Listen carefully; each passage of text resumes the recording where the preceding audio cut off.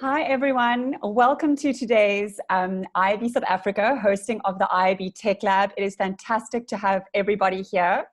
A special shout out to our event partners, and that is Rook Digital. Thanks to Eric and the team for being part of today.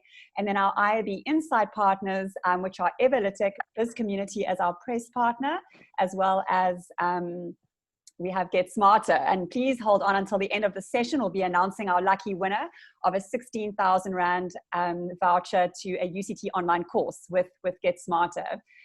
We are incredibly excited. This is the inaugural event for the IAB Tech Lab and South Africa. We've got lots of exciting things planned for the rest of the year, but we thought we would get started with ad experiences and measurements. We just did our IAB membership survey and found that attribution and measurement was certainly coming to the top of the list. That alongside concern of the cookie crumbling, if I'm allowed to make that joke. It's not funny at all, but we'll be hearing a lot about the structures and ad standards that are going to enable us in moving forward. So to introduce the IAB Tech Lab today, we have Alexandra Solomon, who is the growth business lead for IAB Tech Lab out of New York. So welcome, enjoying that summer, Alexandra. It looks amazing. Hi, everyone. Thank you. I'm going to share my screen as I have a few slides here that I'd like to go over. Great. So just a quick overview of IAB Tech Lab. Some of you may be familiar with IAB Tech Lab, or maybe not familiar with Tech Lab, but familiar with the standards that we have released. So I'm going to quickly go through our mission, which is to engage member community globally to develop foundational technology and standards that enable growth and trust in the digital media ecosystem. And a few key words here, obviously, as a community, we are a nonprofit trade association, just like IAB South Africa.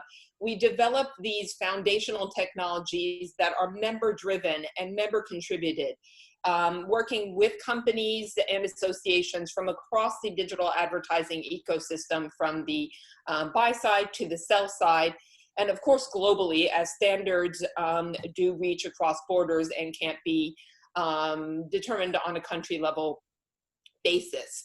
What are technical standards? We all rely on them. So here are a few key ones that I'm sure everyone knows about.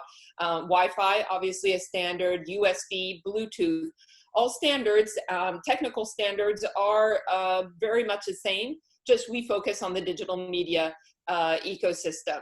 So standards and compliances help our industry develop efforts and costs, reduce costs across the whole ecosystem, improve, of course, interoperability and quality, therefore, fuel market integration, mitigate risk, and of course, help the whole industry grow. So here are some of our standards that you may have heard of. OMSDK, which is Open Measurement SDK, the Transparency and Consent Framework, TCF, which we work with IAB Europe on, ads.txt, the new project REARC, replacing the replacement of the cookie, global privacy, MRAID, VAST, VPAID, etc., all IAB Tech Lab standards. I am not going to go through this one in too much detail because my colleagues Angelina and Amit will touch on it. What I want to touch on here is how we are structured with 4 key themes, and how then all the different projects that we work on and initiatives and standards fit within those themes. So the first theme that we have is identity, data, and privacy. Then brand safety and ad fraud, ad experiences and measurement, which of course today's conversation is going to be focused on, and programmatic effectiveness. So as you can see here, all the different projects, initiatives, standards, guidelines all fit within these key standards. Next is looking at the process and adoption, the global reach and the value. So there are a few projects that we have that are services around the world that we can track easily how many companies are deploying and adopting these standards, either through registration, through obvious use in open measurement, not just with the download of the Open Measurement SDK, which is for free, but the compliance program where we will validate the integration of open measurement in your SDK or in your app, bringing more credibility through the certification. So again, companies, ads.txt, over 1,000 companies globally. We also have appads.txt. On the other side of that equation, we have sellers.json. And as I've touched upon, Open Measurement SDK, with over half of the companies that we have certified being actually outside the US. So it is definitely, none of these are US specific standards or guidelines. 2 words on our compliance programs. As I touched on for open measurement, it validates the integration of Open Measurement SDK. We also have the podcast measurement compliance programs, which verifies the adherence to the podcast measurement guidelines, data transparency standards, which align with the data label and datalabel.org, and also measurement compliance standards for measurement across display, video, and mobile. Obviously, the importance of becoming compliant is bringing credibility with adhering to these industry standards. So validates what you've done, not just by a company putting up their hand and saying, we of course are aligned with standards, but having an authenticated third party or IAB Tech Lab give you a seal of approval. How we work with IABs around the world. So IAB South Africa, which is focused obviously on the South African market, on market development, on education and research policy, events in the new world order of virtual events. IAB Tech Lab works hand in hand, and we bring the technical standards and supporting the product development to the global market. So working with South Africa on events like this one, but also working with companies in South Africa to help bring a voice and an experience from a different perspective into the development of these standards and guidelines. So we are a global organization, unlike the IABs around the world, where there are 47 IABs around the world. IAB Tech Lab, there's only one. And again, enforcing the fact that standards should not be developed on a country basis, but standards are global, and that's what really helps the market grow.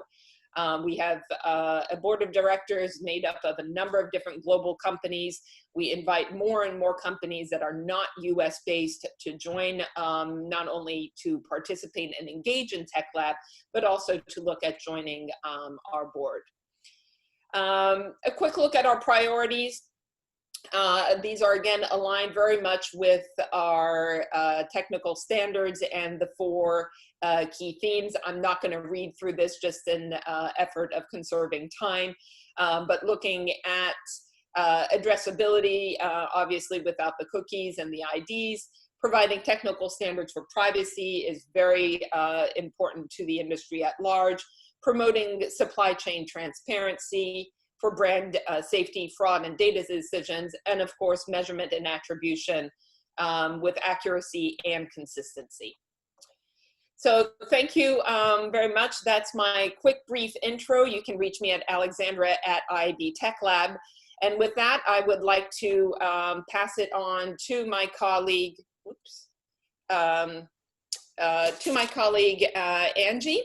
Angelina Eng has joined the Tech Lab earlier this year as the first ever VP of Measurement and Attribution. A seasoned executive in digital media and marketing and operations, Angelina has worked for reputable companies such as Morgan Stanley, Merkle, Dentsu, Publicis, and over the years has helped define, establish, and advocate for global industry standards. So with that, Angelina, I will pass it on to you. Well, thank you, Alexandra. I hope everyone is doing well today. I will go ahead and start sharing my screen. Okay.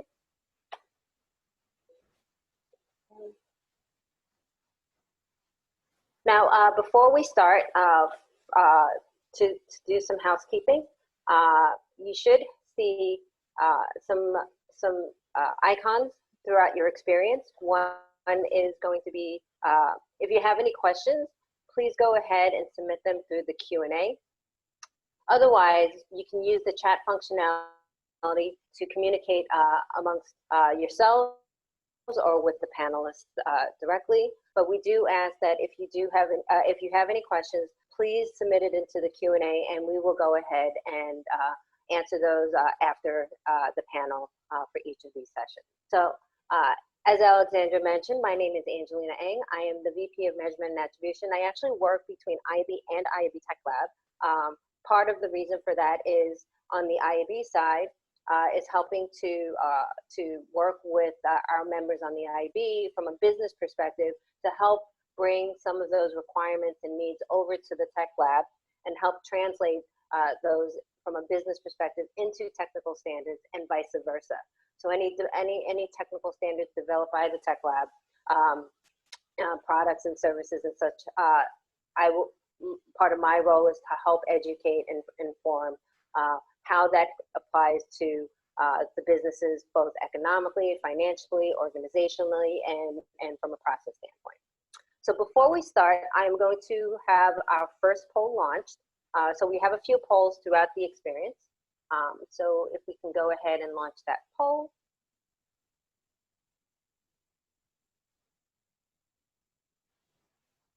Okay, great. So our first poll is, have you or your partner agency started planning for post-cookie measurement?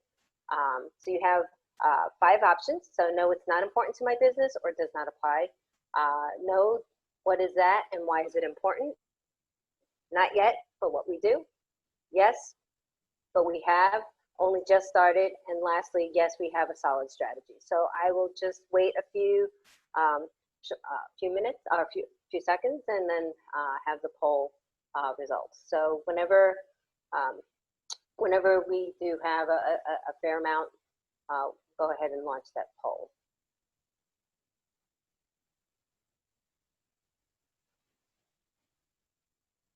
All right. So it sounds like not yet, but we need to. That's great to hear. And then we do have a few companies that have identified that have started working on it and have a solid strategy. For those that have not, hopefully this session will help you understand why it's important, and what are some of the things that you need to consider. Let's close out the poll. Okay. So in the last couple of years, the last 3 years specifically, a lot of the browsers have been making some changes to the operating system or to the browser itself. And as you can see, Safari and Chrome have made much more changes in the ecosystem. If you've been collecting data from Google, you know that they've removed the user ID from their log level files. ITP has been focused on making sure that the cross-site tracking is eliminated. And in the last 2 years, or last few months, I should say, some pretty significant announcements and changes. So Chrome announced that they're deprecating the cookie by 2022 of January, and Apple announced that they're removing the IDFA this fall. And a lot of these impact measurement, and not just the ability to target people, but really we do use cookies for a variety of reasons. First and foremost, we have these 4 browsers that are all focused on reducing cross-site tracking, fingerprinting, and audience stitching at scale. And they're doing it on their own. There has been very little effort to really engage with different folks within the ecosystem, from publisher side to advertisers. There is an organization, W3C, if you know of them, Worldwide Web Consortium, where they do have a forum where companies can go and talk about some of the proposals and some of the changes that are happening, but that has predominantly been attended by technology folks from platform companies. So what we need to consider first and foremost about the cookies and about IDFA is why are they doing this? And there is a variety of reasons. First off, we have one side of the spectrum where there are users that don't want any tracking. They are explicitly adding ad blockers and trying to ensure that they're not going on platforms that perhaps they deem is risking their privacy and their data. Then you have the other spectrum, which is very much my son. He doesn't care. He wants everything personalized, and he is okay with that. But there is a significant chunk of people in the middle, and this is where I think most of us want to be in, which is helping to personalize experiences as well as protecting privacy. Now, we use cookies and identifiers for a variety of reasons. First off is to control permissions and privacy. As many of you know, with GDPR, it kind of facilitated a lot of properties to start providing notices about how they're using their data. But there's also a great variety of targeting capabilities that are relying on these cookies and identifiers. I think specifically what's going to be impacted is lookalike models, retargeting, and prospecting even. When we're talking about not being able to identify if a user has seen an ad or what types of ads they've seen or where they visited, we're left with contextual targeting. Not that that is a bad thing, but it can't be the only thing. So we do think that there will probably be some noise and disruption in the marketplace where some advertisers will go back to direct buys focused on contextual targeting, but unfortunately that's not going to give them the efficiency and the scale that they're so used to in the last couple of years.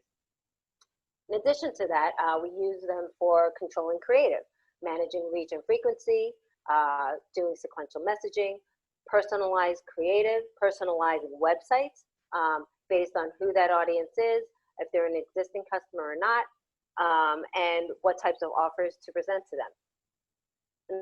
Another is around campaign management, being able to pace campaigns correctly, being able to monitor inventory, and this is at risk as well because a lot of the information, especially Google has announced that they are going to limit the data that they have, and the types of data will, each publishers and advertisers will have options of what data to select, but they won't be able to select all the data sets that they're used to today.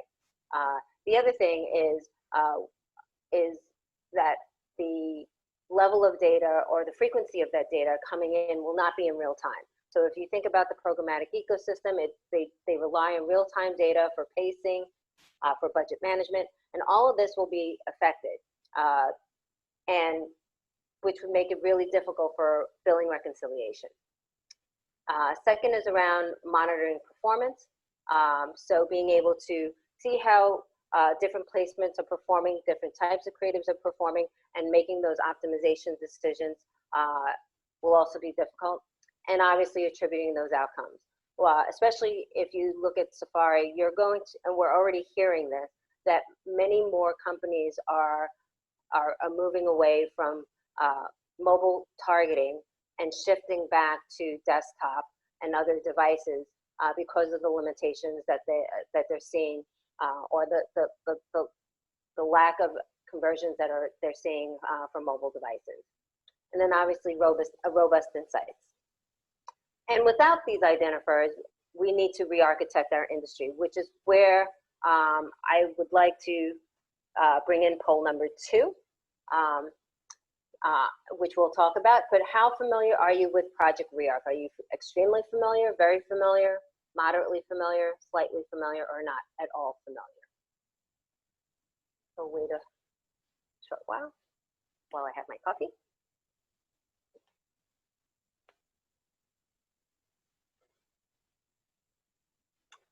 All right, if you can launch the poll results.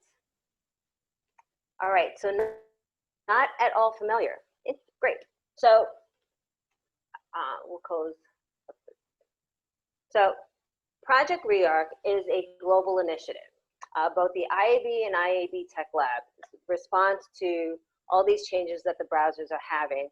We have developed an initiative where it's an industry collaboration to re-architect the digital marketing. So the Tech Lab is proposing to develop rigorous technical standards and guidelines that really help to companies around collecting and using identifiers so that, one, consumers are in control of the use of those ID and any related data.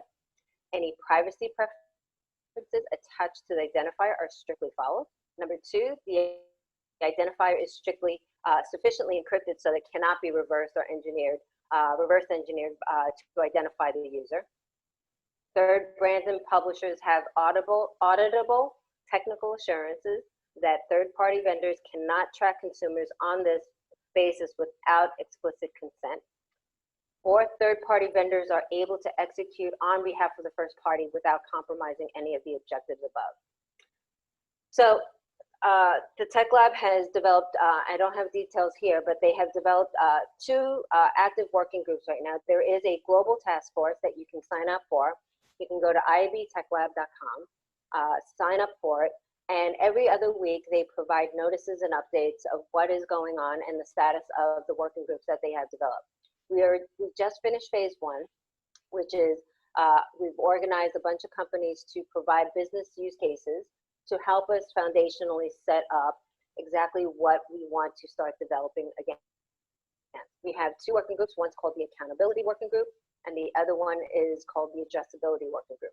The Accountability Working Group is focused on developing mechanisms for privacy control and ensuring that it can be adopted globally and across multiple browsers. And then the Addressability Group is looking at providing solutions from a technical standpoint on targeting, audience measurement, and so forth. So if you're interested in joining Project Rearc, it's open to all Tech Lab members. So just go to iabtechlab.com for more information. You'll also hear about the Partnership for Responsible Addressable Media. And what this is it brings together many influential organizations globally around the world, and most notably some top tier leaders that are underrepresented in Project Rearc, as well as W3C. We have organizations like the 4As, the ANA, the WFA, all agreeing that we should come together and address these concerns that we have that the browsers are taking. And we've also reached out to companies like General Motors, MediaMath, Unilever, as well, and we continue to bring in more. And there are 4 working groups through those industry stakeholders that they're working on. Again, technical standards, which is being led by the Tech Lab via Project Rearc. Second is business practices. Third is around privacy, policy, and legal considerations. And fourth is communication and education. But now what? So first off, we need to think about how measurement is going to be impacted. We know that measurement is essential to powering the digital advertising ecosystem. It generates metrics that are currency when standardized and of the appropriate quality for the buying and selling of advertising, is the basis of knowing whether a target goal was achieved and how ads performed. And it can inform and help improve user experiences, which result in more relevant ads. Our industry is really fragmented. This is a chart that I got from chiefmartech.com. This was issued back in April. And this kind of gives a wide landscape of overview of both MarTech and AdTech ecosystem. And as you can see, there's pools of different types of elements and companies within there. And so it gets very confusing on who you should talk to, which services that you should be subscribing to and partnering with.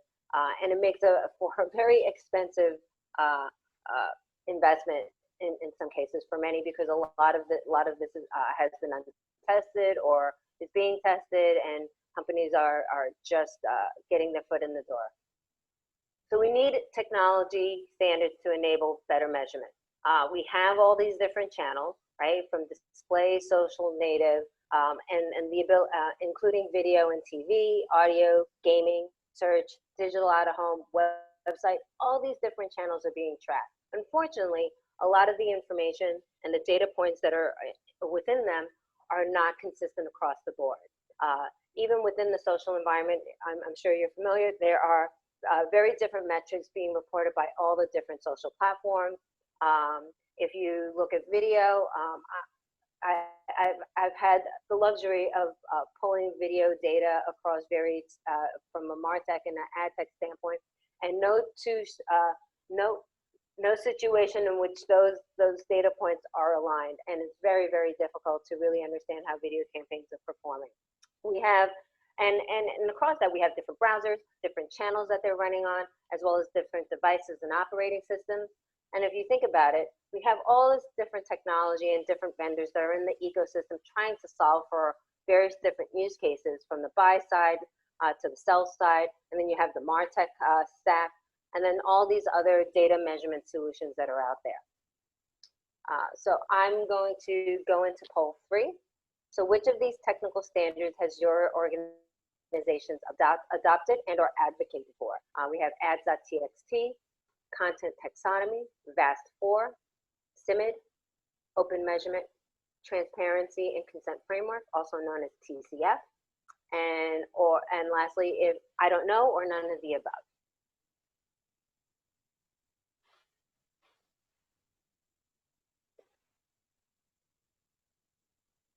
Great. Okay, so I don't know, none of the above. Okay, so hopefully the next session that we go into, Amit will be talking about a lot of the different standards that the Tech Lab has developed, so that you can understand what the purpose of that is for. But here is a nice little snapshot of all the different standards that we have developed that Alexandra showed earlier. And some of this is really important to know. If you're not familiar with them, I suggest that you read up on the purpose of them. It's good to understand how each of these help facilitate a healthy ecosystem, as well as help improve measurement. One of the things that I'll point out here is the fact that for open measurement, especially under SDK, we have brand safety measures that we need to ensure are being passed through from not only from the ad server to the publisher, and from the publisher to from their content. And so we want that want that information consistent across the ecosystem. There's a variety of different measurement firms out there around viewability, ad verification. It's really important that we have the same kind of standards so that we can evaluate them. VAST, if you're not familiar with VAST, is a video standard that enables the ability to serve video ads in the open web. There is various different versions of VAST. The most recent one is VAST4, which allows for high mezzanine files, allows for interactivity in ad units, and also enables some additional metadata from a measurement standpoint to be passed through. So now more than ever, we need adoption of those new and updated standards that I listed in the prior page. The industry participation, collaboration, and advocacy of tech standards. So again, if you're not familiar with them, I suggest that you do, and really ensure that you're asking your publishers or asking your vendors to upgrade to those platforms, so that it provides the entire ecosystem with good data and with great user experiences. And then share those experiences, tips, and solutions with others. So I'm done with my session, and I'd love to bring in our panel.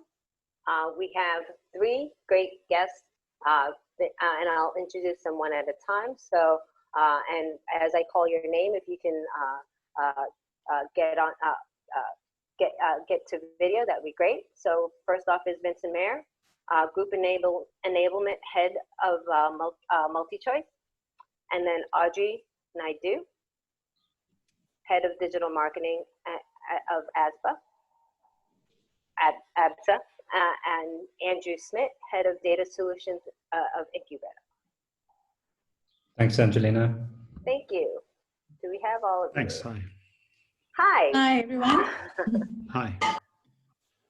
So we have a fair amount of time to go through some questions, and I really appreciate all of you joining. Why don't you give us a little bit of detail of what your organizations are, as well as just really quickly, what keeps you up at night? So one point that you'd like to address as far as measurement. So we'll start off with Vincent. Hi, everyone. So I'm from Multichoice. I guess we're the biggest pay TV provider in Africa. One of our products is DSTV, another one is Showmax.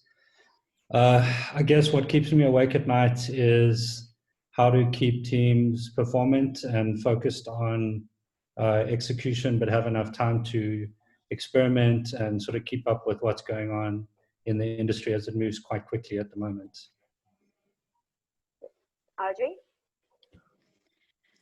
Hi, everyone. I am Audrey Naidoo, the Head of Digital Marketing at ABSA. We are financial services, one of the top 5 banks in South Africa. So I'm responsible for all things digital. And what keeps me awake at night? I'm actually always considering what's changing in our environment and trying to ask myself, how do I actually share and educate people around me so that we all actually get to the same page? So I know this industry is ever changing and it's quite complex. So I think there's much to keep digital marketers awake at night. Thank you. Andrew? Yeah, I'm Andrew Smit. I work at Incubeta. We're one of 2 GMP resellers in South Africa. We're a global agency and a reseller of the Google stack. And what keeps me awake at night, I've got a 2-month-old baby, so that literally keeps me awake. And the third-party cookie, what's happening with that, and ultimately we're an agency, so we focus on solving clients' problems, and this is ultimately going to just provide a different challenge in how we solve those clients' problems with attribution. And keeping up with this industry that's moving incredibly quickly is a challenge, and it's a continuous challenge, but an exciting one. So yeah, that would be. Now, I'd love to start off the conversation with each of you talking about your measurement strategy. How are you aggregating data? What platforms are you relying on as source of truth, and some of the challenges that you have with executing that measurement strategy? So any one of you can start. I'll go, yeah. Okay, great. So yeah, we're ultimately client focused, right? So we will do what is best for the client. So the most important thing for us is to find out what the client's goals are, what their business problems are that we're trying to solve. But we will fall into using Google Analytics and Google Analytics 360 as, you know, we're a GMP reseller and that's becoming more and more important, particularly as that's a first-party cookie for one. So it sort of negates a lot of the more we rely on that, it's less of a concern going forward in the future. And so we will rely heavily on GA360 and pushing a lot of data in there as well, and for the analysis, and then using those first-party signals on GA360 and then pushing them out where we can now. I mean, who knows in the future, but where we can now to use those signals into creating custom audiences and you know, using it for remarketing or whatever the goals are for the client. But ultimately, it's about the GA360, and then we use other platforms like you know, BigQuery, amalgamating data from all the platforms into BigQuery, or even something like Datarama. We use that as well to create that kind of source of truth, as you say. So so within the Google stack, are you using predominantly aggregated data or raw event level data for a lot of the predominantly aggregated data from the platforms, DV360, Google Ads, etc. Where necessary, we will use BigQuery to kind of create our own DMP, for lack of a better word. And have you started using Ads Data Hub? Is that available? Not locally, not in South Africa yet, but in Europe we have started, yeah. Audrey, you're from financial services, so this would be very interesting to hear, like, from your perspective, especially given the fact that you have a lot of compliance and regulations that you need to adhere to. Yeah, so at ABSA, we have a standardized marketing measurement capability that is aligned to commercial and marketing objectives, which we're hoping to enable both business and marketers to make decisions on the fly based on data, insights, and value. So our measurement framework is ideally broken down into 3 layers, which is media, channel, and business performance. And I think we've shifted away from just measuring success of campaigns just predominantly on media, which is a good thing for us. So we aggregate media data via APIs into a data visualization tool, and Andrew's mentioned that it's Datarama. And our campaign performance data is updated daily so that we can optimize on campaigns on the fly. Most of our channel data is sourced from Adobe Analytics, and the rest of the business performance data is plugged into Power BI. So as part of our short-term plan, we, because the Datarama license is held at our media agency, we have bought the Datarama license now, and we'll be aggregating all of their data sources to get a single source of truth in terms of visualization. But hoping to drive more transparency across the group, that more business and marketers start to use the tool more efficiently to drive their campaign results. Thank you. And Vincent? So yeah, I mean, we've got a mix of products and marketing environments. So for customer journey analytics, we use tools like Braze, Segment, Amplitude as a set. In our consumption products, so like products like Showmax and DSTV Now. And then in our web and app environments, we use tools like Firebase, GA360. We use like a variety of different cloud-based machine learning tools as well for kind of custom signaling stuff. We have a DMP in play that sits across all of that stuff and also talks to our CRM. And then for certain things like really deep integrations into our financial system. So quite a wide array of tools and all sort of picked that are fit for purpose, you know, for specialists in various different areas of the business to use.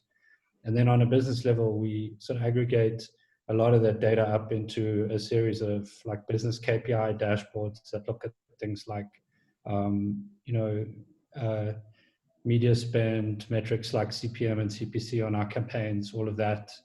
But then also like analytics from our self-service environment, from our product usage, etc. And then we have a set of publishers like Supersports. So it's kind of the standard publishing measurement stack. So narrative, GA360, that sort of thing. Now, in terms of user experience and what types of data are you looking at in terms of informing your user experience strategy? This could be in terms of your website, your content, or the ad experiences. Are any of you taking a lot of that information to make decisions on content or ad experiences? Yeah, so I'll have a shot at that. So, I mean, we track the demographic data, some model data points, for example, content consumption preferences, predicted contract length, all that kind of stuff, propensity to churn, things like, for example, customers who've been talking to the call center a lot lately.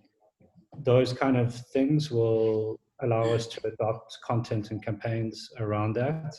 And we use it to personalize the web experiences, segment audiences for remarketing based on some of those categories. and then also optimize the advertising that we display on some of our platforms as well. Now, are you doing a lot of audience segmentation in terms of breaking out those users that you're thinking of targeting or reaching out to? Yeah, I mean, we've been segmenting audiences in our DMP for about 1.5 years now, and I think we sort of maintain about 40 to 50 kind of big high value segments, which cut across. It's not just around customer behavior, but also around in our media sales space. There's quite a lot of data that we're gathering in that space as well. So what we found is that our DMP is sort of the glue between our buy side and our sell side part of the business, which has been quite useful. So, but a lot of the time, I think we find ourselves in a situation where, you know, unless you have quite broad segments, you have quite narrow sets of audience data that, you know, you end up spending a lot of the time creating small campaigns to target them, right? So you sort of have to wonder sometimes whether the juice is worth the squeeze on that. Now, Andrew, since you, we'll move over to Andrew, since you are not a brand yourself, but you manage across different clients, how do you interact with a lot of the brands' creative agencies and the content on their website? Are you using dynamic ads? Are you doing a lot of A/B split testing? What sort of ways are you helping the brands to create better experiences with their users? So yeah, we will, excuse me, we will use you know, many different signals from the client side, from whether we getting the audience segmentation data from GA, right, straight out of that, to be able to understand where people landed on the website, and then in order to use the, like I mentioned earlier, to retargeting. Or we will have the in-market segments, for example, in-market segments of someone who's looking for a car or whatever it is, and then use that to create creative. And then how we actually work with the creative agencies does depend. Ultimately, you know, in South Africa, the creative agencies are very much above the line focused. A lot of they focus on branding messaging, which is not necessarily very applicable to. So we brought on an agency over a year ago, maybe 18 months ago, so called Joystick, which is a data-driven creative focused agency.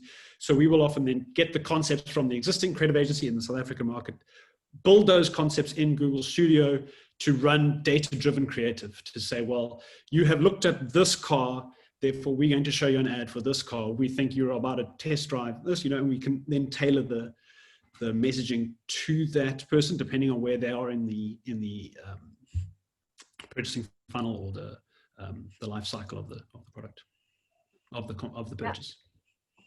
Great. So Audrey, as we mentioned, you're in financial services, and there's a great deal of compliance policy and regulations you have to adhere to. How are you staying innovative in your approach, and what has been most effective that you've seen? So that's a great question, Angelina. We have shifted into an era of responsible marketing, and data privacy office is my new best friend. Just yesterday, I mean, we've had a data breach in South Africa with the Credit Bureau Experian exposing the personal information as many as 24 million South Africans, and that impacts all of us. And as a bank, we need to take customer data privacy very seriously. So in terms of innovation, I mean, innovation is a term that is often loosely used. And I think we as a bank embrace innovation in that we're able to try new things and test and learn as we go. So I'm going to give you some examples. And during COVID, we've seen a decline in the use of traditional channels. And we've been embracing digital for online eventing, like many brands around the world. We've also taken our art exhibition online, which is something very unique for us, seeing that ABSA is one of the biggest sponsors of art across Africa. We have moved into the audio world and started testing with podcasting, webinars, audio ads. And I like one of the key points you mentioned up front in terms of how do we measure the effectiveness, for example, of podcasting going forward for the brand.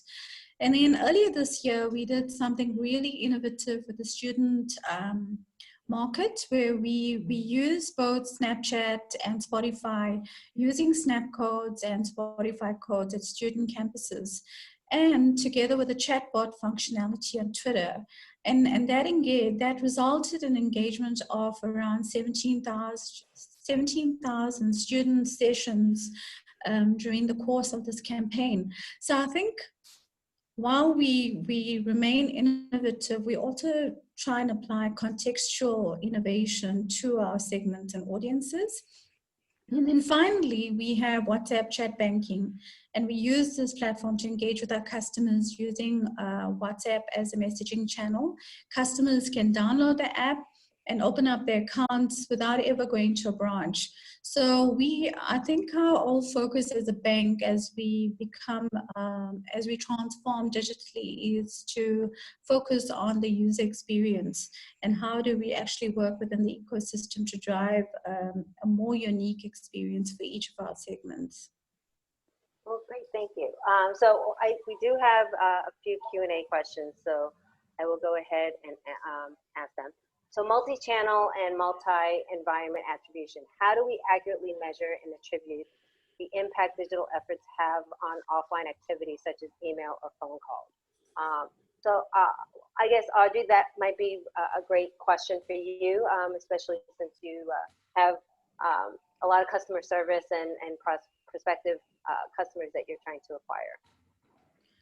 Look, to be honest with you, when it comes to email, yes, we can actually have holistic multi-channel measurements or analytics in place using Adobe Analytics, because with Adobe Analytics, we can plug in app data, channel data, as well as email data. But unfortunately, we still have the gap between the call center, for example, and pulling in that data back into the analytic tool.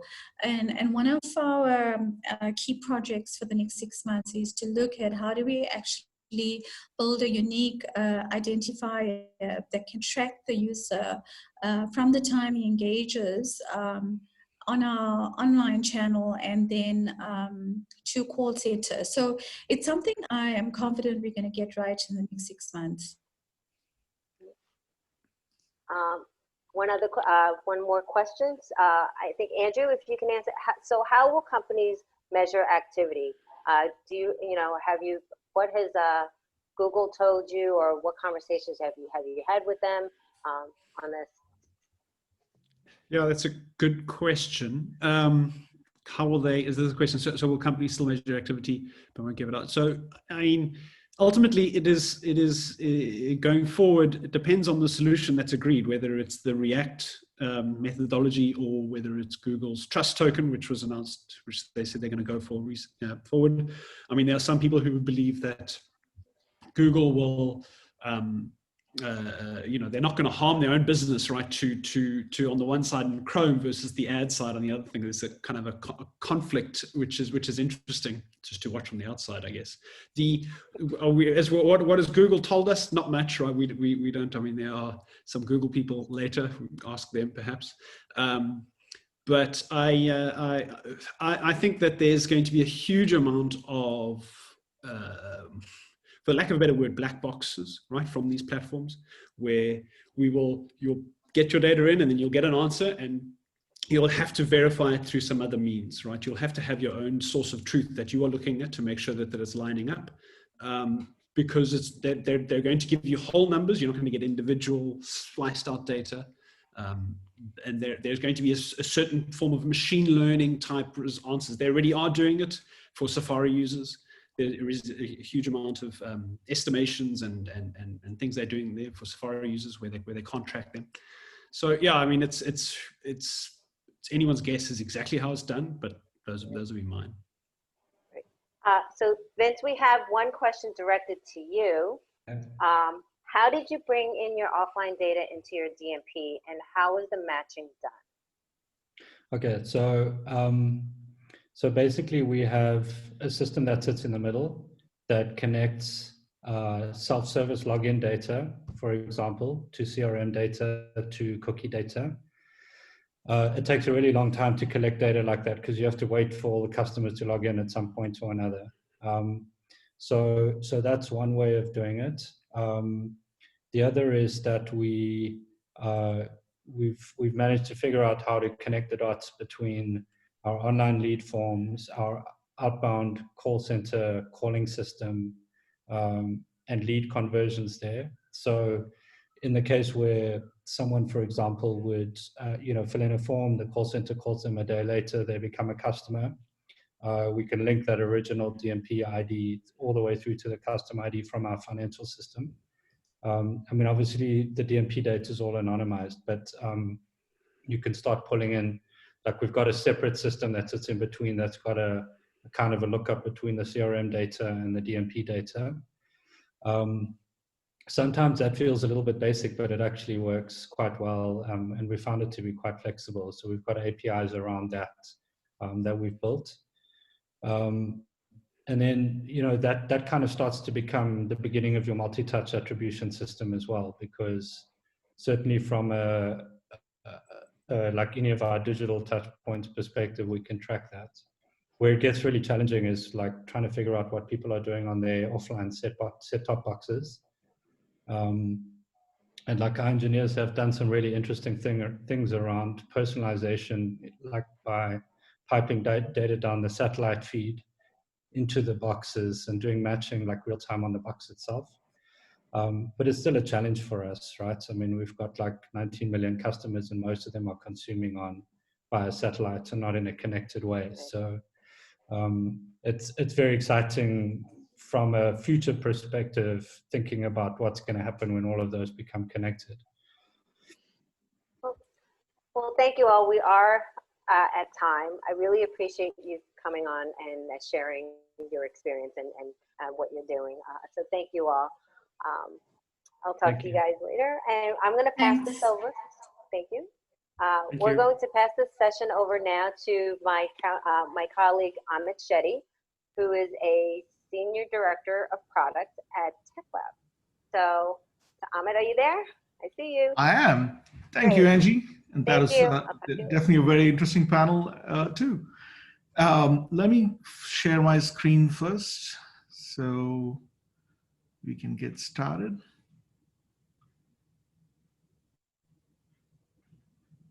All right. All right, so I'm going to be talking about the tech standards that enable our ad experiences and measurement. I think we've seen this slide already a couple of times, and I think the main takeaway obviously is that we have a whole lot of stuff going on within the Tech Lab. I'll be focusing on the ad experiences and measurement related standards, though I'll probably step a little into some of the other sections as well because of related pieces. Obviously, the challenge with so much going on is to try to provide a coherent story without putting everyone to sleep. So I'm going to do my best at that. So I figured that the best way is to kind of split it into a few parts. I'll start with a kind of an explanation, some background around some of the updates we've done to the video ad tech standards around VAST, VPaid, open measurement, and so on. And then talk a little bit about, I won't get into the details of VAST, but I will talk about some of the metadata related data information within the standards. And then I'll talk a little bit more seriously about measurement and open measurement and wrap it up with look at some of the experiences efforts around with Smit and VAST interactive templates. So this is the history of the video standards in 1 minute. You got we started VAST started back in 2008. 2009 is when we released VAST 2.0 and VPaid 1.0, and I'd say that's probably the first really usable versions of these specs. And since then, we've kind of had some minor updates, and nothing significant, I would argue, until all the way till 2016, about 4 years ago, when we released VAST 4.0, which is where we made a pretty major architectural shift in terms of how things are done. And that's really based off of a number of factors, which I'll get into.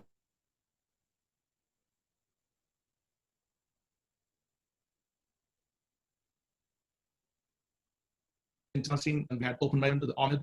OMID stands for Open Measurement Interface Definition, and then CIMID, which is this interactive version for it is the interactive spec, if you will. So to kind of quickly go over some of the history around this, a lot of it was really driven by a move towards OTT, CTV, and a lot of the server-side ad insertion, SSAI, requirements, right? So basically moving from a client-side, rich client, which is where all the ad insertion is happening, over to a world where a lot of the ad insertion is happening over here on the server side. So that comes with a whole bunch of issues, right? Challenges, rather. What do you do when you don't have a cookie when you're making the ad request? This request is coming from the server side. There are a whole bunch of issues that come with live streaming, right? So you're going from having individual requests coming for different users to having maybe a few million requests coming in at the same time during a live stream. VPaid. And you'll hear a lot about VPaid from if you're looking at any of these details. The VPaid challenges are huge over here, right? So basically, VPaid, the way it works is definitely a very black box model, and that has its challenges when it comes to server-side ad insertion, because you cannot access the stream, you cannot cache anything, a whole bunch of issues around that. But probably even more basic set of things around bad creatives, right? So you might be watching this here on a big screen, and then you get a really bad creative which has pixelated and so on, which is probably meant for a much smaller screen. So a whole bunch of different challenges around that. And of course, probably the biggest one is, how does verification work in this world when you don't have VPaid, you don't have a whole bunch of capabilities on the client side. This second set is around mobile. So mobile has its own set of problems with the old world with VAST and VPaid.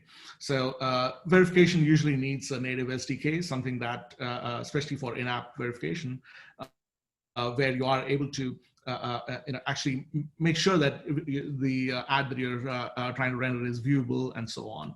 VPaid cannot really do that because it's JavaScript based. MRAID was a standard that we are trying to push, but at one point, but that had its own set of problems, mainly because it's not as capable, for one thing, and the other is that its adoption was a bit spotty. And in general, VPaid has been disliked by publishers because it's like I said, it's a black box. You don't know really what's going on, and publishers are really worried about their user experience with that.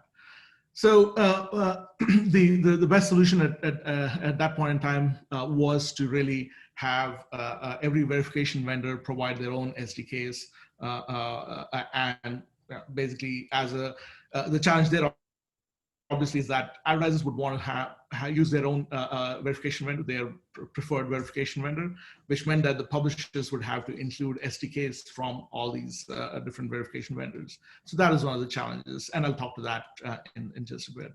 So a whole bunch of challenges, and to wrap up that story, really, what we are trying to do is kind of simplifying that entire set of ad tech standards, right? So we're trying to be clear about three pieces: delivery, measurement, and interactivity.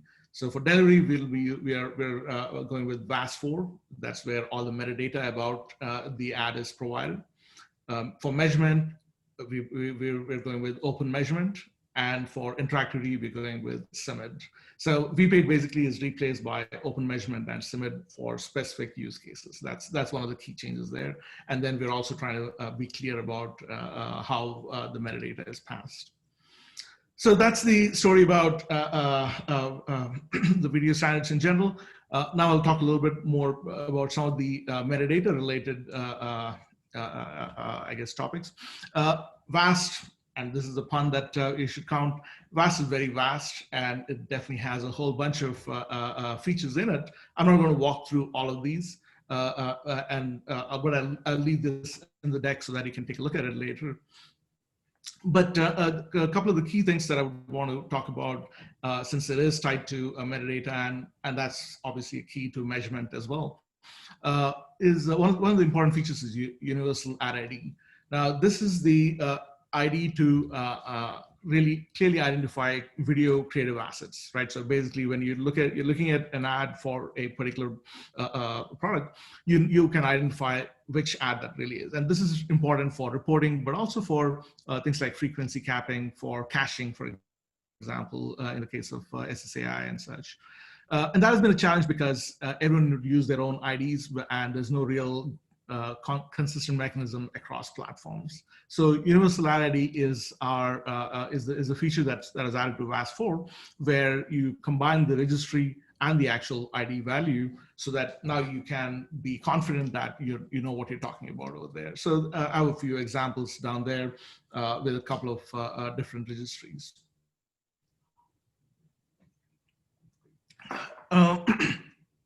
A second important feature is macros. So VAST is a response format, and I know that's getting into a little bit into the technical details, and I'll promise not to get too much in that. But really, VAST is a response format, and with VAST 4, we're now trying to move ahead with also standardizing an ad request format, and that's basically what we're talking about in, I think VAST 4.1 is where it was first introduced. And we now have actually separated out the macros into a separate page, an external location where you can actually, which allows us to grow that list of macros easily without having to update the VAST 4 specs. But the benefits over here are that you can have a much better user experience because you are able to pass information about the client context upfront, right? So the big challenge with user experience that we have seen in the past is that you get an ad which doesn't really run on that device, mainly because it was really not suitable for that device. With the VAST 4 macros, you now can inform the ad server about the capabilities of the device, so that the goal being obviously you never send something to the device that is not going to run. So that's a big benefit of these macros.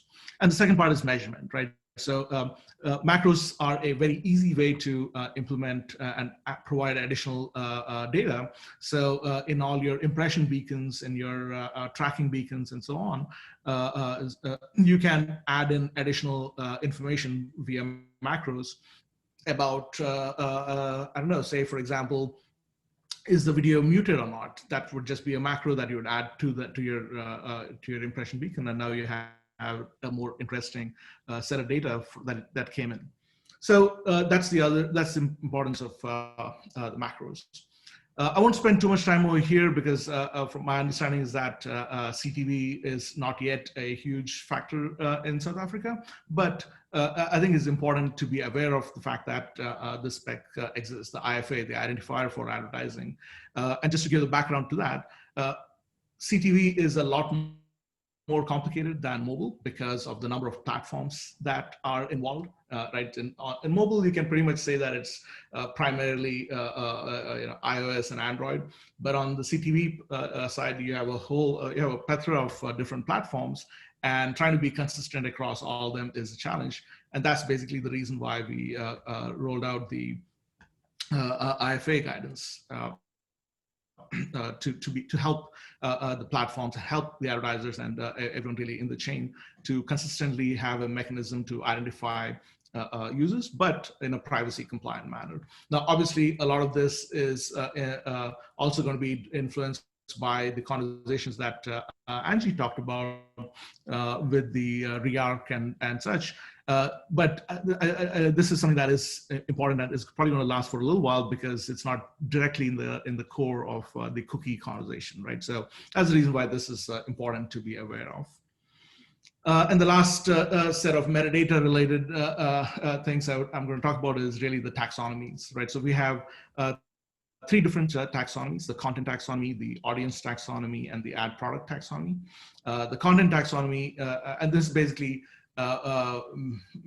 taxonomies are basically a set of categories, if you will, that that are consistent, and everyone can use a common language, if you will, when they're by adopting these taxonomies. But basically, it allows you to talk about content, audience, and ad product in a consistent manner. And I'll move ahead to the next slide to explain what I mean by that. So this is an example where there's a category. So for a given piece of content, in this example over here, you might attach a number of pieces of metadata to any piece of content, right? So one is the core content category, which is in this case maybe automobile or convertible. You might add a content channel tag to it to talk about the fact that it's editorial. You might also, if it is a news article, then you might add the type as news, and so on. So basically, the content taxonomy allows everyone really to talk about this piece of content in a consistent manner.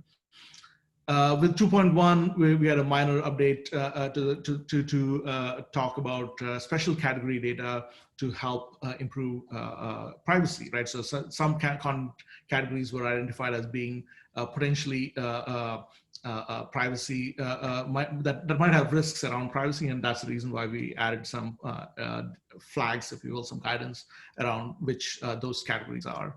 And then the 2.2, which is something that we're working on right now, is around brand safety and suitability, where we are identifying, helping identify a set of categories that are considered to be potentially brand unsafe. And I use the word potentially because it is that is important. But basically, there's a range of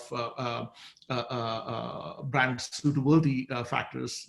It could be a floor, which is basically something that should not be monetized at all, to high, medium, and low risk tolerance levels. And that's something that we're introducing, that again, all about the common language. That's something that we're introducing here in 2.2. And we're working with other organizations as well, like GARM, to make sure that there's a consistent story that everyone can use. So that's about the metadata. I'm going to quickly talk about measurement a little, and the key is our key standard and the product, if you will. This is one of the more interesting work results, I guess, from the Tech Lab, is around open measurement. So like I said before, his background to this is that you have publishers would have to include, and it really came from the mobile side and then extended on to the other platforms. But basically on the mobile side, where a publisher would have to include SDKs from a range of verification vendors, we now have open measurement where all these key vendors are contributing to it, and now you have a central place, a central shared SDK that everyone trusts, and we have a verification, a certification process to make sure that it's been implemented correctly and so on, so that everyone is, the publishers have just one thing they got to include, and it's something that all the verification vendors can trust as well to provide the right signals. And really the way it works is that you have a common API that everyone can use, that the verification vendors can use. And then you have the SDKs for each of these platforms that implement that API. We have Android and iOS already live. Web is going to be released some point soon. I think we're just working through some of the legal details around that, which is always fun. And then we're also looking at CTV up next. So that's the next thing. But again, this is a key thing that I would point out. That the goal here is to have a single way of looking at measurement and have a single API that works across all these platforms. Now, obviously, there will be some intricacies depending on the platform, but really we're trying to get to that ideal state of a single tag.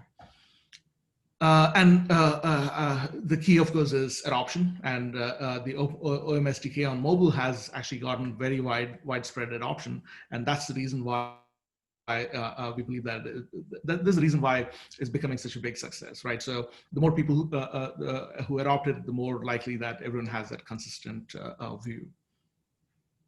So that's about measurement. And my last section here is around interactivity. I just have a couple of slides, I promise. So interactivity is, so you have, obviously ads can be varied, right? So you have the basic ads, especially on the video side, which can have a lot of impact.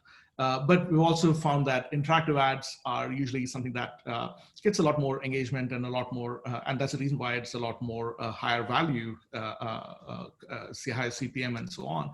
But VPaid had a whole bunch of issues around security, around how it's a black box, and user experience, and so on. And that's why we are replacing VPaid now with, I know I'm repeating this, but this is important. So we're replacing VPaid with open measurement for verification, and now SIMID for interactivity.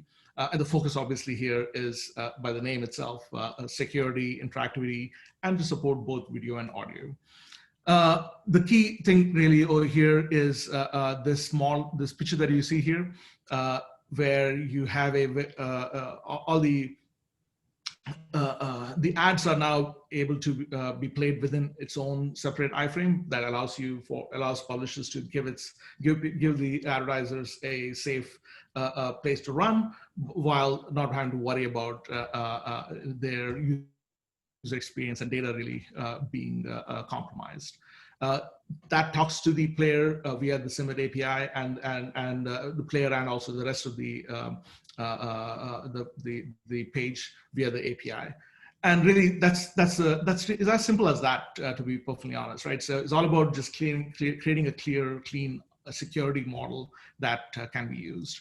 And the other big advantage of this is that this allows for the ads to be cached, right? So now that you have a clear, you have the video ad, the actual media file separate from the executable code and all the other assets, you can actually pre-cache these assets, which is actually very important from a mobile perspective as well, especially when you have to worry about data and bandwidth. Last slide over here is around advanced interactive templates. So SIMID is obviously the ideal, the most interesting, the most fun, if you will, interactive capability where you can really script and write any kind of interactive experience.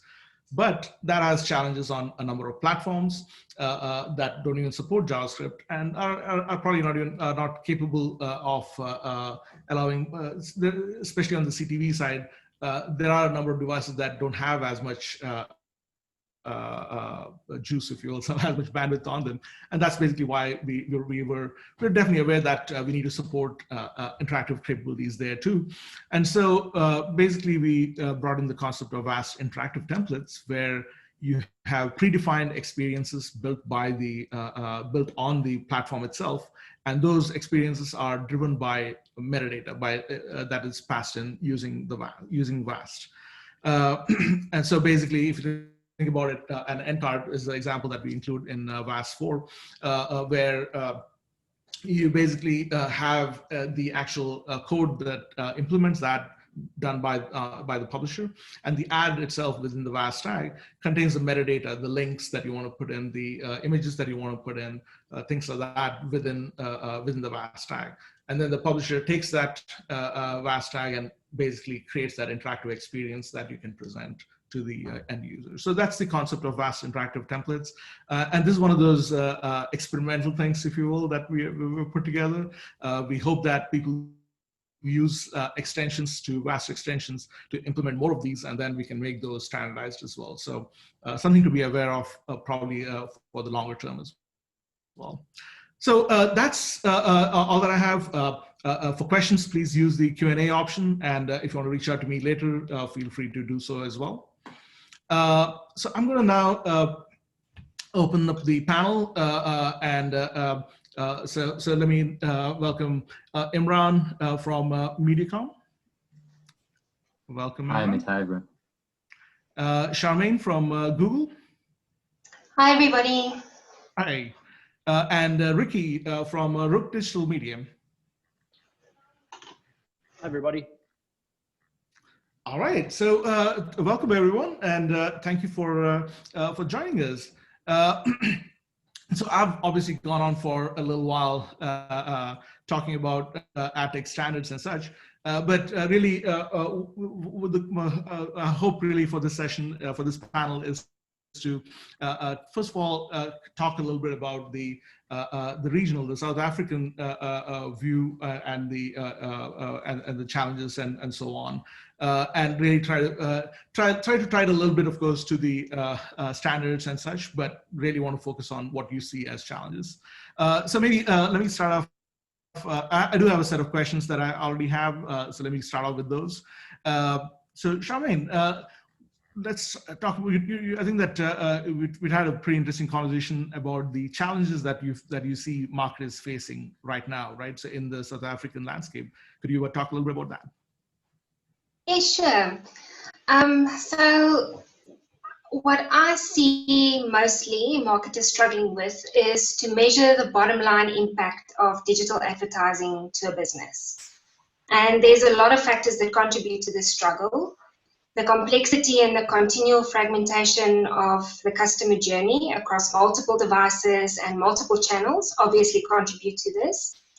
And it also leads to us having so much data and so many different marketing metrics at our disposal that there's so much noise in the data, and it's starting to get hard to make sense of all the noise. And at the end of the day, it's then hard to understand the real business impact of our digital efforts. What I see every single day is it's possible to measure a lot of things really well, yet not really measure what matters to the business.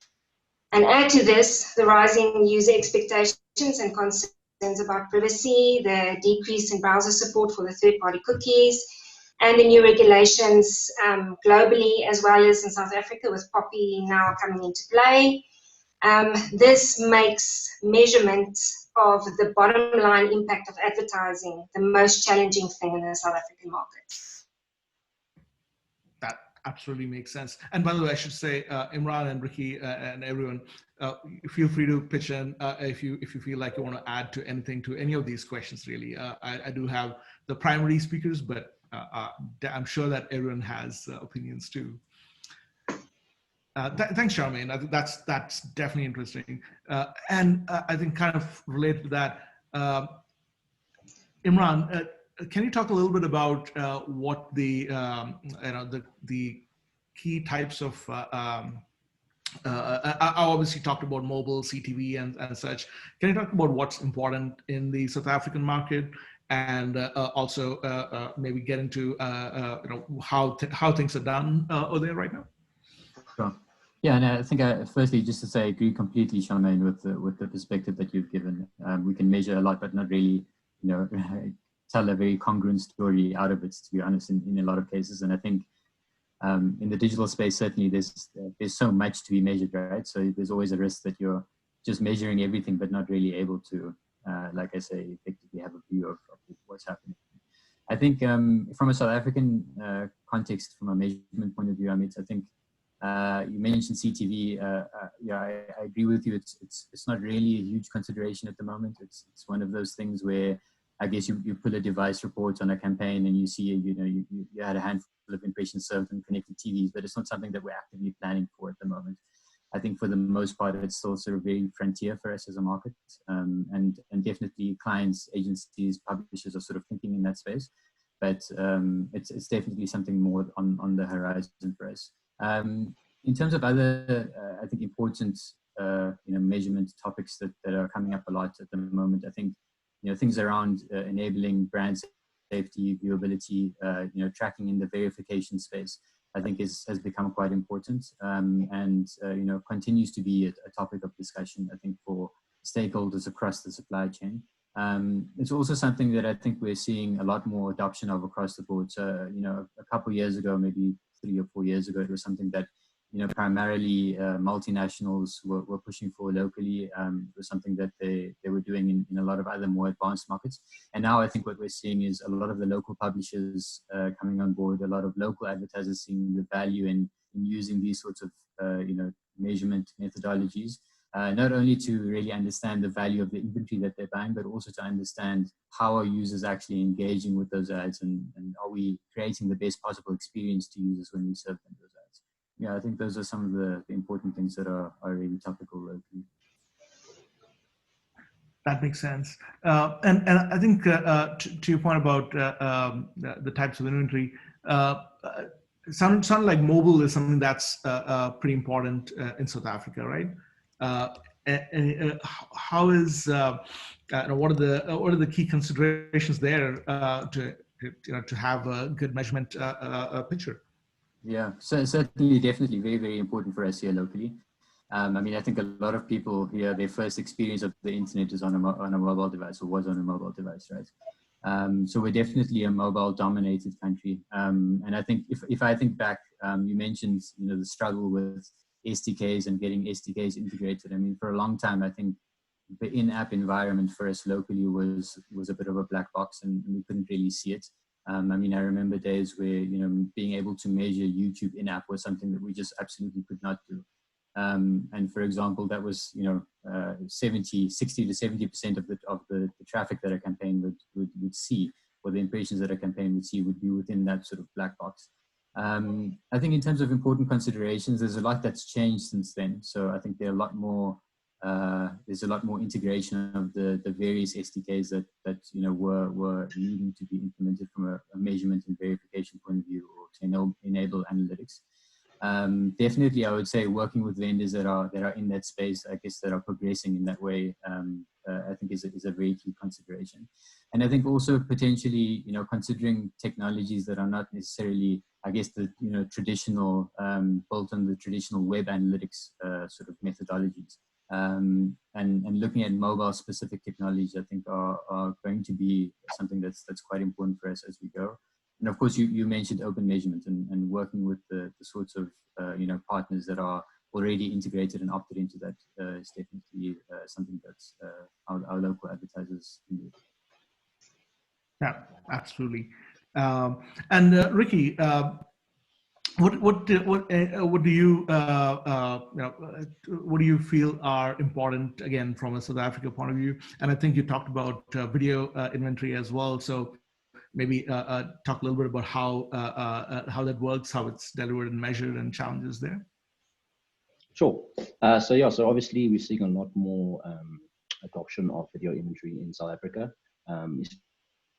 Mobile. It's very interesting to see that more and more brands are starting to move that way. Interesting to see that we do see more inventory on app versus web on mobile, which is great to see.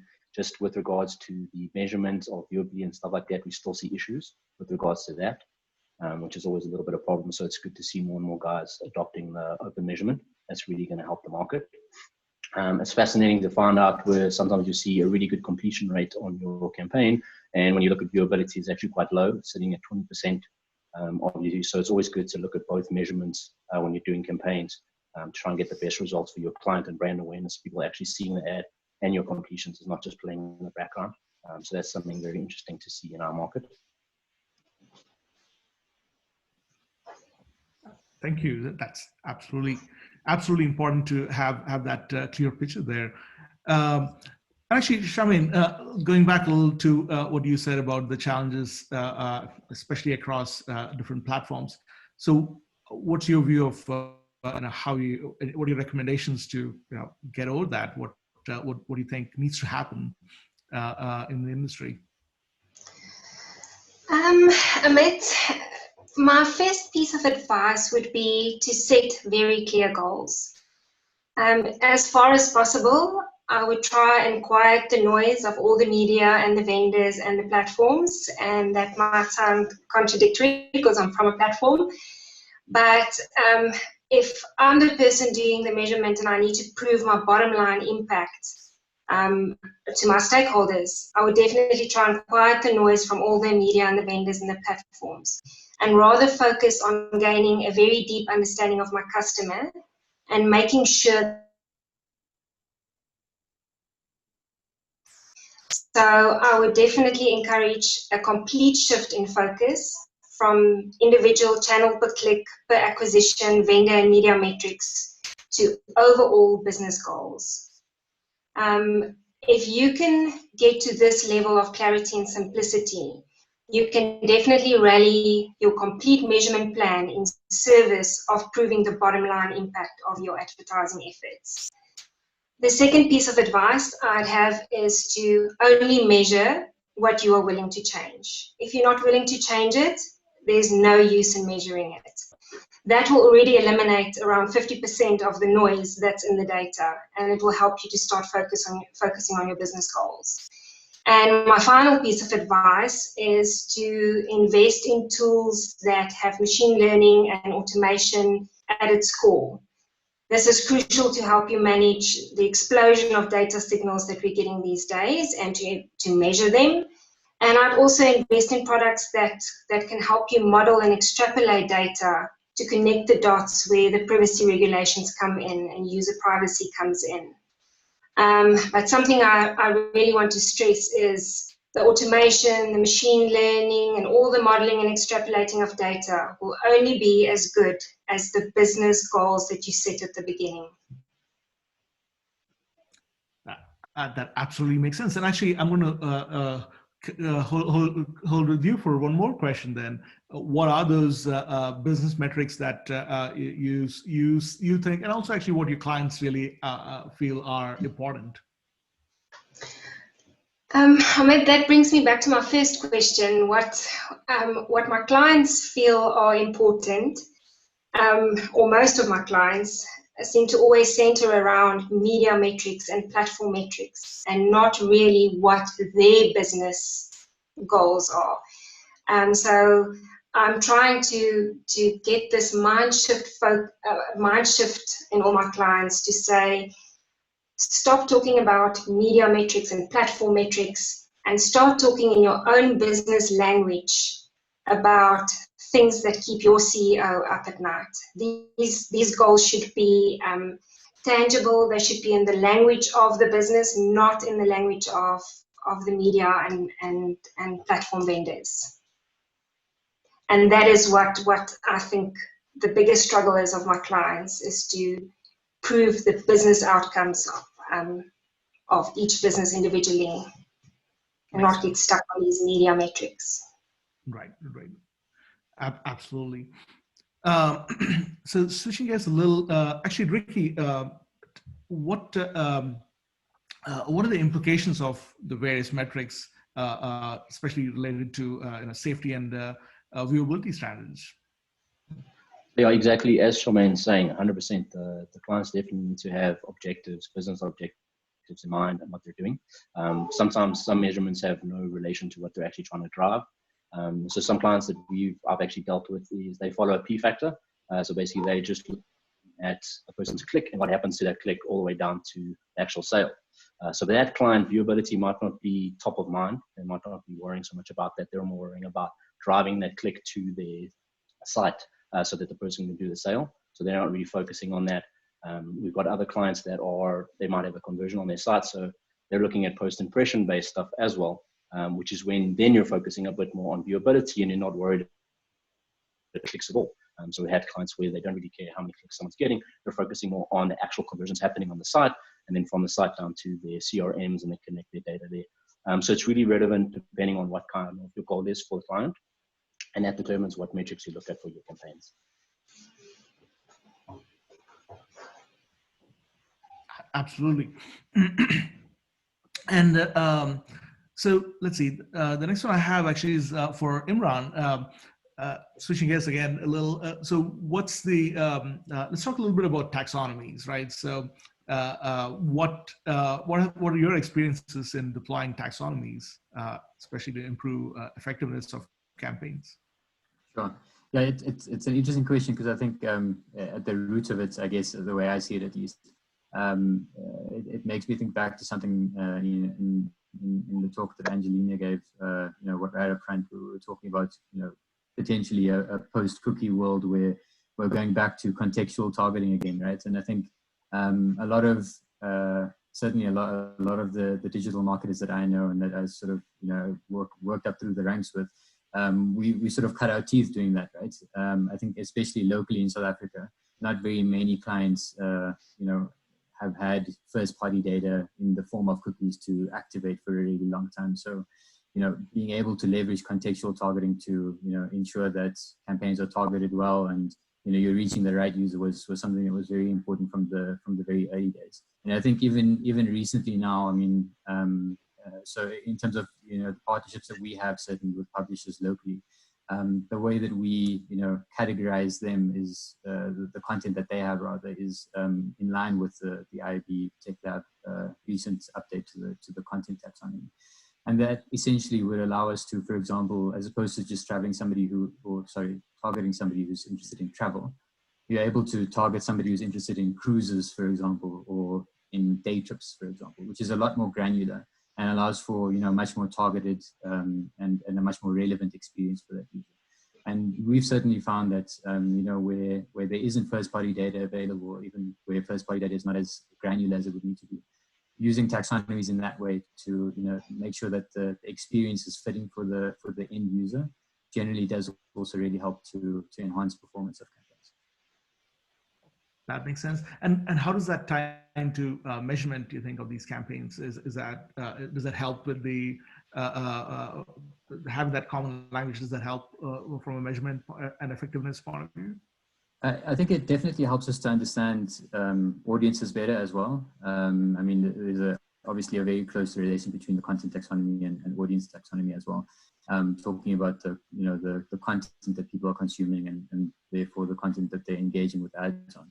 From a measurement point of view, it definitely also helps us to understand where, on a client by client or campaign by campaign basis, what are the publishers' inventory sources, and then specific pieces of content that we should be trying to target, and creating custom deals, whether that be from a programmatic point of view and sort of private marketplace deals, or in terms of other deals with publishers that really assist with better, more effective investment decisions. That makes sense. And we also we had I know this is slightly off of the previous question, but we also talked a little bit about GroupM's standard of measurement and such. Can you talk a little bit about that? Sure, yeah. Well, I spoke to viewability and brand safety a little bit earlier, and certainly globally, that's been a very big drive for us as GroupM, and I think we've for a long time had a global president of brand safety within GroupM that's really done a lot to drive our adoption of brand safety viewability verification standards across all markets. And also, I think champion for the rest of the supply chain also to adopt those standards. In terms of what that looks like for us as GroupM versus the sort of standard IAB or MRC sort of definitions, we generally try to hold ourselves a little bit more accountable when it comes to what we're delivering. So, from a viewability point of view, for example, we require, for example, a display ad, 100% of the pixels of that ad to be in view for continuous 2 seconds, for example, in order for that to be counted as viewable. We just slightly different to the IAB definition, of course. And we believe that, having a higher standard in that way will help us to, sort of, shoot for the stars and you'll reach the moon type analogy that I'll give there. And certainly locally, it's something that we treat in that way too, because we understand that it's, these are things that I think, for the last year to 2 years, a lot of the, players in the local landscape have been starting to get to grips with and be able to transact on. And it's something that we're only really picking up speed on now. So we really do treat it in that way, but I think it really enables us to have much more, informative conversations around not just was the ad viewable, but was it viewable to a degree that we believe that it could then be acted on, whether that's, it resulted in a post-view conversion or there was some sort of engagement that happened on the ad beyond that. Right. Absolutely agree. And I should also put in a comment here about how all that ties into some of the IAB Tech Lab work, right? So from a Tech Lab point of view, we focus on the technology side of things, right? So basically, we don't really necessarily focus on the success metrics per se. We focus on enabling people to take those kind of decisions. And so it's all about the data that we try to make available in a standard manner. So, for example, Open Measurement SDK would be focused on, giving you the Anvast actually would be focused on talking about the viewability, talk about the actual how much of the video ad was played, how much of the window was exposed, and things like that. But then it's up to each of you and I should say the IABs in the world to kind of define what their what the success metrics should look like. And actually, that the reason I also mentioned that is that I see a question from Julian on the Q&A that is asking about defining success metrics for digital audio ads, and that again, from a Tech Lab point of view, it really is about enabling people to take those decisions. So we provide, we do have.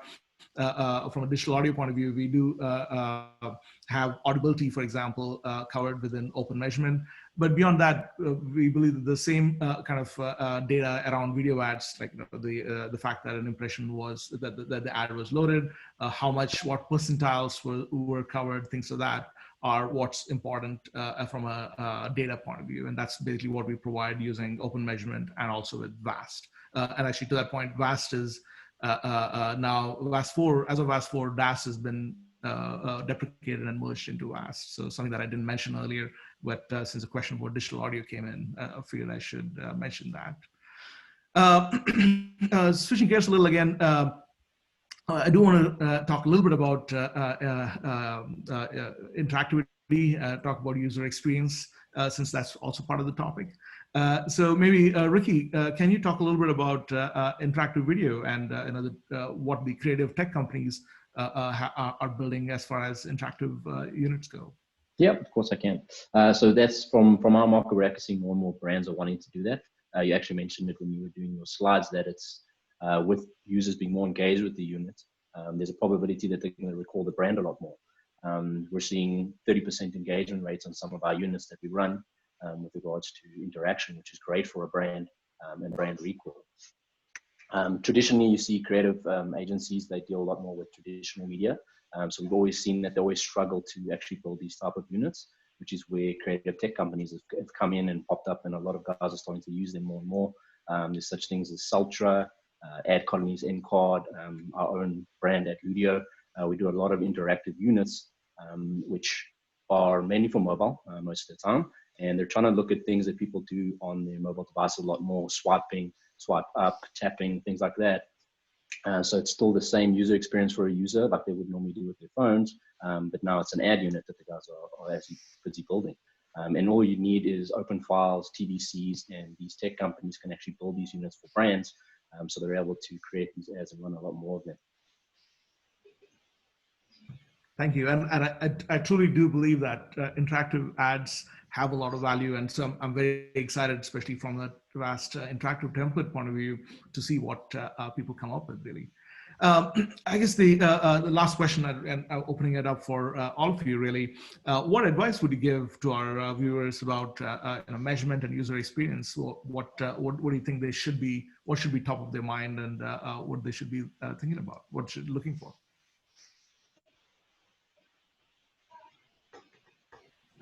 Let's start with maybe Charmaine or go from there. I'd say, given the privacy-centric landscape that we're moving into now, and all the regulatory changes, the browser changes, I definitely say for user experience, first-party data and ingesting as much and using as much of your first-party data will be key in the near future. Amen to that. Imran, Dotson? Yeah, 100% agree with that. And I think I'll echo something that Charmaine mentioned earlier. I think we need to get down to measuring what really matters. I really do believe that there's I think you explained it perfectly when you said, cut out the noise. There's a lot of noise in measurement in digital. There's a lot that can be measured.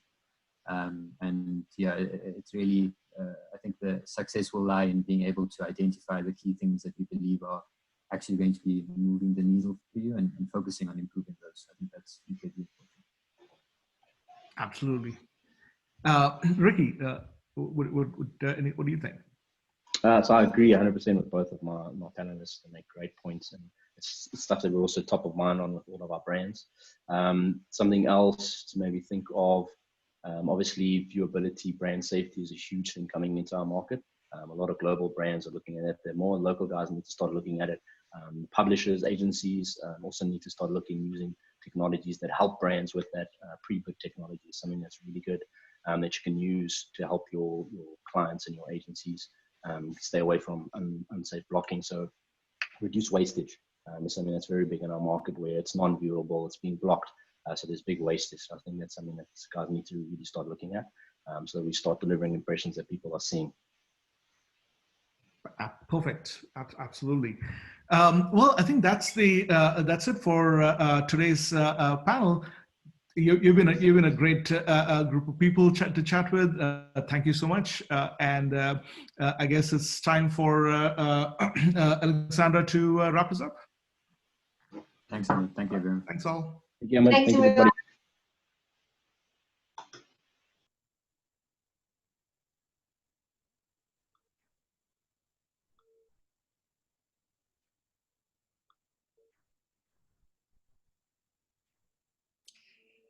Hi there. Okay, I am back and wrapping it up. Thank you, Amit and Angelina, for leading these really great panels. It's been, I think, a really fruitful conversation in reviewing that global standards are indeed global, and that we share many of the same challenges as well as opportunities throughout our different initiatives from Tech Lab that obviously resonate very strongly in South Africa. Everything from Project REARC and the impact of cookies, measurement and privacy, to brand safety and viewability, which continue to be important globally as well as locally. One last note I'm going to end on here is the Tech Lab Reboot 2020, which is a interactive and engaging event that we're going to be doing virtually, focused on privacy, brand safety, and measurement, as well as streaming video. It's over 3 days, and is kind of morning, middle of the day US time, so end of your day in South Africa. We'd love for you to join us. You can sign up at ibtechlab.com/events. So now passing it on to the next person. Claire? Thanks, Alexandra. Thanks, everyone. Our focus for today's session was tech standards, ad experiences, and measurements. Just in terms of a quick wrap up, I mean, we've had a lot of conversations. Consistent measurement to inform decision making around advertising investment is clearly of paramount importance across the media landscape. Within the digital advertising ecosystem, this is no different, but it is made more complex with the impact of technology. We've had some very technical conversations. It's ever changing. We've got growing fragmentation that's been referenced a number of times across the panels, and continuously evolving consumer behavior. But thank you to everyone who has spent the afternoon with us, for taking time out of your busy day. We do hope that this is the very beginning of your journey through measurement alongside us, and we really do look forward to collaborating and solutioning together over the coming months. I just want to, on behalf of the IAB South Africa, just thank Alexandra, Angelina, and Amit for not only your time with us today, but for all of the engagements, the brainstorms, and the technical dry runs that have led up to the facilitation of this insightful event. Thank you to each of our panelists for your invaluable time, the perspective shared for a robust and challenging conversation. And lastly, thank you, Paula, for connecting the data as you do, collecting the best personalities, and for coordinating every detail of this event, and for making today happen. Also, just to announce the winner of the Get Smarter online course, the UCT course, to the value of 16,000 Rand. Congratulations, Vuyiswa Manda, founder of the Sublime Marketing company, and Paula will be in touch to chat further around that. Thank you again. Look out for the post mailer that'll go out over the next couple of days with the content, the presentation, and the recording. And we all hope to see you soon.